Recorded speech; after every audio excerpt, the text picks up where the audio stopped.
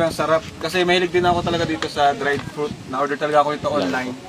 Tapos nung natikman ko ito, mas masarap pa ito ah. Diba? Malasa. Ate Jack, ano yung nagustuhan mo dyan? Strawberry o mango? Sarap. Data. Sa pamakain ko eh. Data naman ito eh. Masarap ito, tata. Tingnan nga. Ang sarap. Ano ba? Tingnan nga, masarap. Uy, sarap nga bro. Hindi mo pa natitikman? Oh, talaga? Masarap. Masarap. Hindi, masarap talaga mga ano. Kalingap, order na po kayo. Anong pangalan to? Joms di puta? Bakit natawa? Tama ba di pruta? Ah, Joms di pruta. Mali ka na naman. Nabulol kasi ako. Sarap. Sarap na. Kano pala to? 250 bro. Ha? Napakamura kasi mahal ang mangga. Magkano isa? Mabilaki na, laki na subo pa.